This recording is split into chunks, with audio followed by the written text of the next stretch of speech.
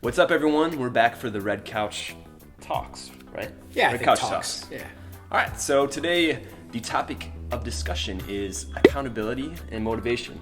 And I briefly let Jake know what the discussion was going to be about, so he's probably prepped a couple of his answers, but he doesn't know exactly what I'm going to answer. I'm not blindsided on this one, so it's a little easier for me.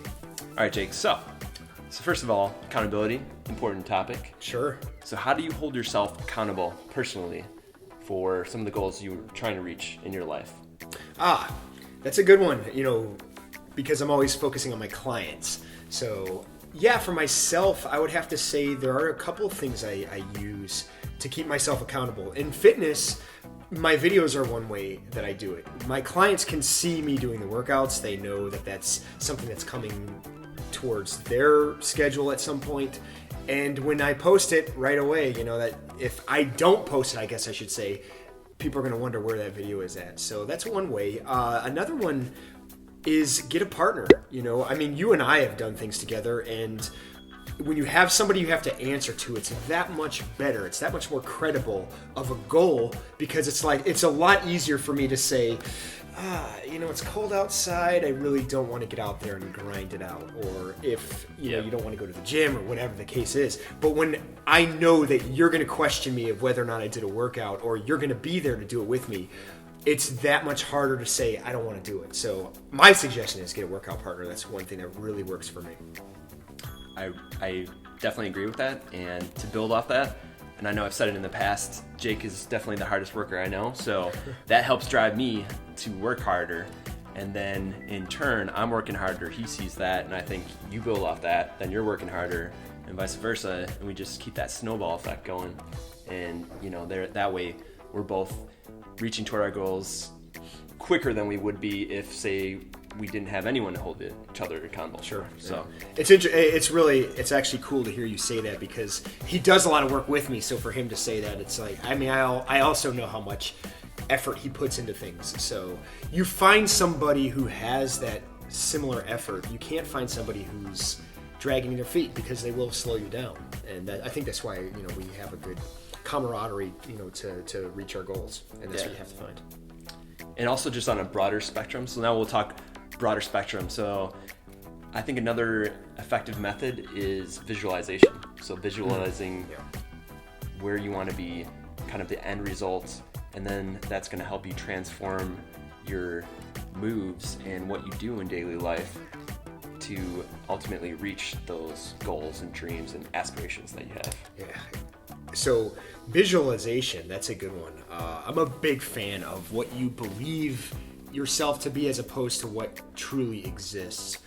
And I do think that we tend to become the person that we think we are as opposed to what the reality of it is. And I think that tends to become reality. If I start thinking I'm terrible at something, I'm going to be terrible at it. Yep. And if it's the same process you go into like working out or anything else of that matter. If you think you're great, that is going to come off 10 times better, as opposed to, well, I hope I'm good, or I hope things go well. Yep. And just to build off that, I think when you meet someone, and I'm sure everyone out there can think of experiences that they've gone through, when you meet somebody that is just confident and they exude that energy, and you want to be around that person because you feed off that. And then on the flip side of the coin, you can also meet someone who just is constantly putting themselves down, they're carrying their head low. And I think, unfortunately, that's not helping anyone, because I personally don't want to be around someone like that, because I don't want that to, for lack of a better word, rub off on me. Well, I want to be around somebody that's energetic and passionate. So negative energy certainly rubs off. And in my experience, it's like a virus, and I think it absorbs quicker than positive energy. At some point you could disagree with somebody, but if they're passionate about it, you can't help but respect it. People will follow you if you have vision. And certainly in fitness, that's the truth too. Like if you're doing workout videos and you believe in what you're doing, your loved ones will eventually follow you just based on your passion alone. Yeah, great way to build off that. All right, so the next topic is motivation. So let's keep it with you to start, just like the previous question. All right, so what motivates you, Jake, to reach your goals? What are some things that you do to help motivate you? Yeah, motivation, man. if we had the answer for motivation, like to encompass everybody, we could bottle that and be the richest people in the world. Yeah. It's a common question for that trainers get, like, how do I stay motivated to go to the gym? There's really, there's no way to bottle that up and make it an answer other than, for me, it's action. Because I recognize where it comes from. And it's not spawned from, I need to like crank good music on and amp myself up to go work out. It's, I need to go work out, and at some point I start to see and feel the motivation. It's there. You have a goal in mind, but it really is, showing up is for me, that's the motivation. And I think when you start to see the results, certainly in my case, and I don't know, I'm not going to speak for you, but I bet you could vouch for a lot of this. When you start to see all those hard works of grinding it out by yourself pay off, you become more motivated based on your experience of seeing the results happen. Yeah. And, so the hardest thing at that point is to actually just show up. If you haven't gotten there yet, just do it. And at some point, as you grind through it, even if it's a worse workout than you had the day before, you're still doing something. I think you're going to see the motivation increase. But there's no emotion that's going to do it time after time. That I've learned. It's basically just going through it, getting into the grind, and getting it done. I wish I had some sort of, some loftier purpose, but I'm afraid it's just about doing it. No, I totally agree. And just to build off that, so I think also I've noticed with clients, things that motivate them. For instance, if I have a client that just absolutely hates, we'll say, sit-ups, right? And this is just a general example, right? Hate them too. Yeah.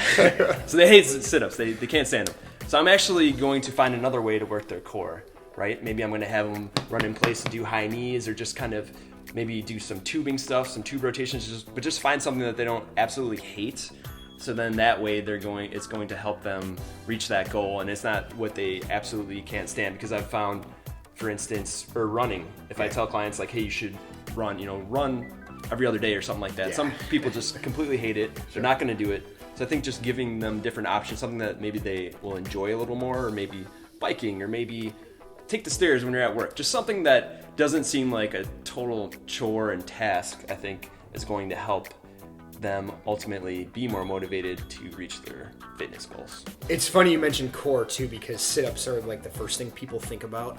And it really is the most boring thing you can do to work your abs, and it's probably the least effective. Yeah. And it kind of goes back to like your boxing video that you recently did. Talk about something that works the core and it's fun. Yeah. So if you have a bad day, start banging away at things, and you're working, you're pivoting, and you're moving your hips, and I mean, you're definitely going to feel the difference. Yeah, I think having fun is half the battle. Yeah. So you kind of touched on this earlier, Jake. And so what's kind of a simple rule of thumb that maybe clients, viewers can take with them that they can use to help hold themselves more accountable and to be more motivated in order to reach their fitness goals or life goals? Good question, because I get a lot of that from clients. Want to see results, and I'm sure everybody out there viewing this video is the same. You want to see the hard work that you're putting into something, the effort that you're putting into it. You want to see the results, and before and after pictures are as like traditional and probably cliche as they are, they work. You can see 3 months ago where you were at, and it says, hey, look at this, I didn't notice that. You don't see the small changes every day, but at some point, as the time progresses, you're changing your body. And I think that's a good way, results, you see results, you're definitely gonna keep the dedication. And you're less likely to give up, as opposed to just winging it and kind of arbitrarily going in the gym or doing workouts and then just kind of looking in the mirror, but without actually getting that image of, this is before, now look at me. Worth it. I'm going to go back and I'm going to keep doing this. I totally agree with that, and I have some great before and after. And you know what? I think I'm going to add those in there. So somewhere on the screen, maybe I'll post those. I think I'm going to blotch out their faces though, just because I mean, they've actually given me permission, because I use these to show other clients and stuff, but I'll add some of those in there so you all can get an idea of what we're talking about. And I just think, like you said, whether it be pictures, whether it be clothing that you previously wore, we'll say 3 or 4 years ago, or maybe something you want to reach to fit into, I think that helps motivate people as well, not just that number on the scale. Yeah. You know, like, oh, I lost 20 pounds. I'm doing great. Nobody cares about the number. Nobody is walking down the street like, oh, that person looks like they weigh 105. Good for them. That person looks like 205. Man, he's big. You know, no, it's just, you know, you look fit, you feel fit, Right. you feel good about yourself. That's what's making the change and making the difference in your daily life and attitude.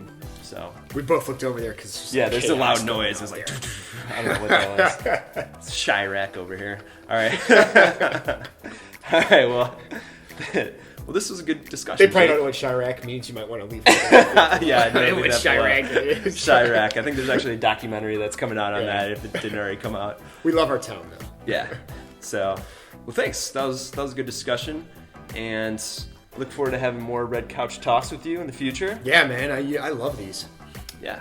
And thanks again, everyone out there, for watching. Leave a comment. Let us know what you think about accountability, motivation. And again, this is Relentless Jake. Check out his channel. Subscribe if you haven't already. I'm James Pesca, clearly. Thanks again for watching. Remember to like and share. And always remember, you don't have to Be an athlete. to train Train like and athlete. It's terrible. I'll work on it. let's do it. you're supposed to say it. Let's do It. Yeah. That's really awkward, James. My looseness, that's probably one of the most challenging things for me personally. Just staying loose, staying nimble. But again, those snaps are what will build your power.